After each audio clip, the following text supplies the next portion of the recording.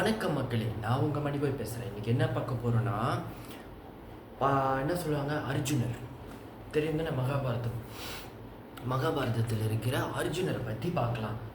பார்க்கலாம். ஒரு நாள் அர்ஜுனன் என்ன செய்கிறாருன்னா, ஒரு சந்தைக்கு போகிறாரு. சந்தைக்கு போயிட்டு அங்கே ஒரு அழகான ஒரு குதிரையை பார்க்குறாரு. குதிரை அழகான குதிரைங்க. இந்த மாதிரி சாதாரண குதிரையில் அது மகாபாரத காலத்தில் இருந்த குதிரை. ரொம்ப வித்தியாசமான ஒரு குதிரையை பார்த்துட்டு அந்த உரிமையாளரை பார்க்குறாரு. ஏங்க இந்த குதிரை என்னங்க விலைன்னு? அது சந்தை தான், சரிங்களா? அப்போ உடனே அந்த உரிமையாளர் சொல்கிறாரு, இந்த குதிரை விற்பனைக்கு இல்லை, ஆனால் நான் கேட்குற ஒரு முக்கியமான கேள்விக்கு பதில் சொன்னால் இதை இலவசமாக உங்களுக்கு தரேன். அப்போ டக்குன்னு அர்ஜுனர் என்னன்னு கேட்குறாரு, சொல்லுங்கண்ணே. அப்போ அந்த உரிமையாளர் கேட்குறாரு, ஒரு ஊரில் போய் பார்த்தீங்கன்னா வயல் இருக்கும், வயலில் பயிரெலாம் விளைஞ்சிருக்கும். அந்த வயலை சுற்றி வேலி போட்டிருப்பாங்க. அந்த வேலி அப்படியே இருக்கும், பயிர் மட்டும் ஏன் எங்கே போகுது, எப்படி அறுவடை ஆகுது? வேலி அங்கேயே தானே இருக்குது, பயிர் மட்டும் எப்படி அறுவடை ஆகுதுன்னு கேட்க அர்ஜுனன் ஸ்தம்பித்து போகிறாரு. இதுக்கு என்ன பதில் சொல்கிறது அப்படின்னு சொல்லிட்டு உட்காடுறாரு. என்னன்னு பதில் சொல்லுவார்?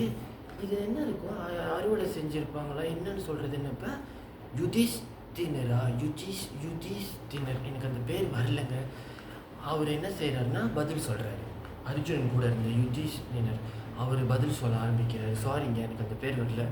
அப்போ அந்த பதில் சொல்கிறாரு, இது எதை குறிக்குதுன்னா, பயிர் என்பது எதை குறிக்குதுன்னா, பயிர் மக்களை குறிக்குது, ஒரு நாட்டுடைய மக்களை குறிக்குது, அந்த விவசாயம் நடத்திருக்க பயிர்கள்.